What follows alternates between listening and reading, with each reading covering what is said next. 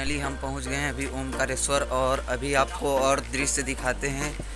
जो मंदिर है वो हमारे सामने है, तो आइए आपको लेके चलते हैं।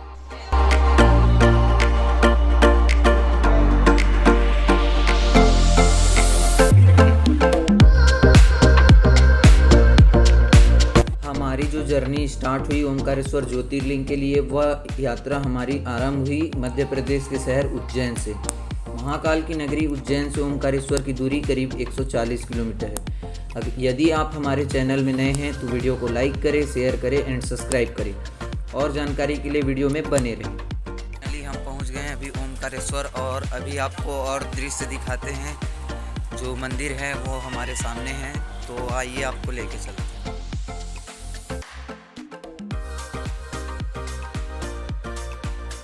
यह जो मंदिर आपके सामने दिख रही है वह ममलेश्वर शिवलिंग मंदिर है। आइए हम बात करते हैं। हमारी जो यात्रा की शुरुआत हुई वह मध्य प्रदेश के शहर उज्जैन से हुई।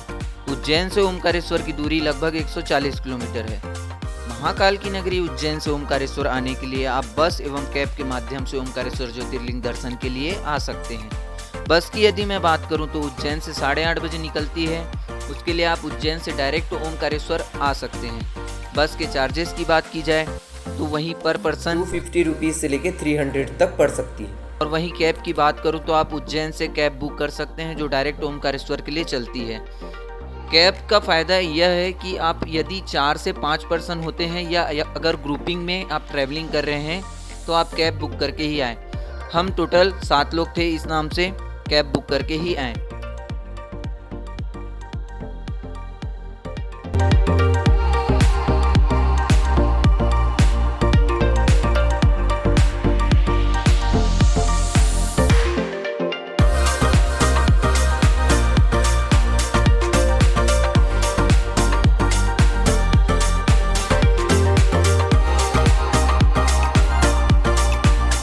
ओमकारेश्वर ज्योतिर्लिंग मध्य प्रदेश के खंडवा जिले में स्थित है। मां नर्मदा नदी के किनारे, जहां एक छोर पर ममलेश्वर ज्योतिर्लिंग, वहीं दूसरी छोर पर मानधाता पर्वत पर विराजमान श्री ओमकारेश्वर ज्योतिर्लिंग है। नर्मदा नदी के किनारे स्थित श्री ओमकारेश्वर ज्योतिर्लिंग जो 12 ज्योतिर्लिंगों में से चौथे स्थान पर पूजा जाता है। इस ज्योतिर्लिंग की खास बात यह है, यह ज्योतिर्लिंग तब तक पूर्ण नहीं होती जब तक मां नर्मदा नदी के दूसरे छोर पर विराजमान ममलेश्वर ज्योतिर्लिंग के दर्शन न हो जाए। ऐसी मान्यता है कि दोनों शिवलिंग के दर्शन पश्चात ही ओमकारेश्वर ज्योतिर्लिंग पूर्ण माना जाता है। ओमकारेश्वर दर्शन के लिए आपको ब्रिज पार करके जाना होता है। चाहे तो आप बोटिंग के माध्यम से भी नर्मदा नदी के उस छोर पर विराजमान श्री ओमकारेश्वर जी के दर्शन के लिए जा सकते हैं और बोटिंग का भी आनंद उठा सकते हैं। यदि आप आए तो आने के समय या जाने के समय बोटिंग का आनंद जरूर उठाएं, ताकि आप ओमकारेश्वर दर्शन के साथ साथ मां नर्मदा नदी में बोटिंग का आनंद उठा सके। बोटिंग के चार्जेस की बात की जाए तो 40 रुपीज़ पर पर्सन पड़ सकती है। फिलहाल अभी डैम से पानी छोड़ा जाएगा, इस कारण जो सभी वोटें हैं वो अभी बंद है। इस नाम से अभी हम वोट के माध्यम से नहीं जा रहे हैं। तो हम अभी चलते हैं ब्रिज की तरफ और झूला पुल मार्ग की ओर से ओमकारेश्वर दर्शन के लिए आगे बढ़ते हुए। जैसे ही हम ओमकारेश्वर दर्शन के लिए आगे बढ़ते हैं तो हमारे सामने इतनी भीड़ और इतनी सारी दुकानें लग जाती हैं, और इन दुकानों में अनेक प्रकार की सामग्री उपलब्ध होते हैं जो पूजा के लिए भी काम आते हैं और दर्शन के लिए भी आप ले जा सकते हैं।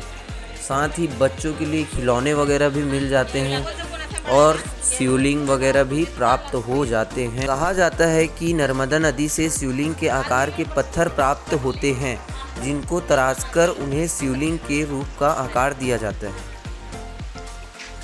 तो फाइनली हम पहुंच गए हैं ब्रिज के पास, और इस ब्रिज से चलते हुए उस पार हम ओमकारेश्वर जी के दर्शन करने जाएंगे। और आप देख सकते हैं श्री ओमकारेश्वर जी को अर्पित करने के लिए यहाँ से फूल, प्रसाद, मालाएं जैसी सामग्री प्राप्त हो जाती हैं, जो आप दर्शन के लिए ले जा सकते हैं। तो अभी चलते हैं आगे और दिखाते हैं आपको नज़ारा झूला पुल मार्ग का।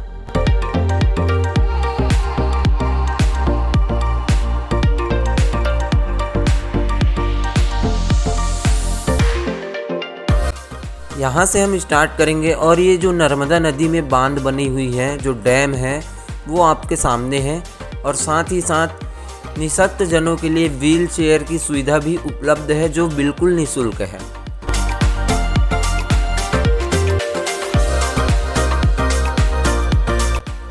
इस झूला पुल मार्ग को ममलेश्वर सेतु भी कहा जाता है, जो संक्षिप्त विवरण के साथ प्रदर्शित हो रहा है, जिसकी लंबाई आपके सामने 235 मीटर बताई गई है एवं चौड़ाई 4 मीटर पैदल रास्ता बताया गया है। तो फिलहाल हम अभी बढ़ते हैं आगे, और जैसे जैसे हम ओमकारेश्वर मंदिर की तरफ जब हम बढ़ते हैं तो हमें अनेक प्रकार के नज़ारे देखने को मिलते हैं, और साथ ही प्रकृति के वो अद्भुत नज़ारे भी देखने को मिलते हैं जो श्री ओमकारेश्वर को रहस्यमय व सुंदर प्रतीत कराता है। वैसे तो मैं भी नेचर लवर हूँ, जो प्रकृति से बहुत लगाव रखता हूँ। इस ब्रिज से आप देख सकेंगे कि जो डैम बनी हुई है काफ़ी सुंदर प्रतीत होती है। इस नर्मदा नदी की खास बात यह है कि यह गंगा जितनी ही पावन है, या यूँ कहे तो गंगा ही है। नर्मदा नदी से ऐसे पत्थर प्राप्त होते हैं जो शिवलिंग के आकार के होते हैं, जिन्हें तराशा जाता है और शिवलिंग रूप आकार दिया जाता है। मानधाता पर्वत पर विराजमान श्री ओमकारेश्वर ज्योतिर्लिंग ओम के आकार पर्वत पर स्थित है, जो ऊपर से देखने पर ओम आकार प्रदर्शित होता है। इस ब्रिज पर आप देखेंगे कि खाने के लिए भी कुछ जो फल वगैरह हैं वो आसानी से प्राप्त हो जाते हैं। फूल मालाएं, नारियल की दुकानें तो लगी हुई हैं। तो हम अभी ब्रिज पार करके उस छोर से इस छोर तक आ गए हैं, और यहाँ चप्पल जूता स्टैंड की व्यवस्था दी गई है। साथ ही यहाँ पर वाटर की व्यवस्था भी है। तो यहाँ से बढ़ते हैं आगे और आपको लेके चलते हैं।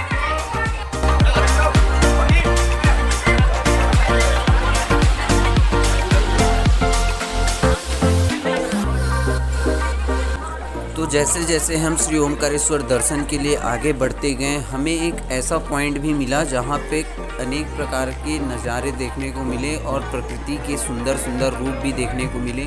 और कई ऐसे पॉइंट भी हैं जहाँ आप खूब सारी फ़ोटो भी क्लिक कर सकते हैं, और बहुत ही ऐसा लगेगा कि प्रकृति के करीब है, क्योंकि यहाँ पर ये जगह ही ऐसी है जो प्रकृति के बीच बसी हुई है और बहुत ही सुंदर प्रतीत होती है। आप मेरे साथ मेरे वीडियो में देख सकते हैं, आपको अनेक प्रकार के शिवलिंग वगैरह भी यहाँ से प्राप्त हो जाएंगे। और मैंने आपको उससे पहले बताया भी था कि जो नर्मदा नदी है उसमें से शिवलिंग के आकार रूप पत्थर प्राप्त होते हैं, जिसको तराशकर शिवलिंग का आकार दिया जाता है। और जब कभी आप ओमकारेश्वर दर्शन के लिए जाएं तो यहाँ से एक शिवलिंग अवश्य ले आएँ अपने साथ, जो कि माँ नर्मदा नदी से निकलती है।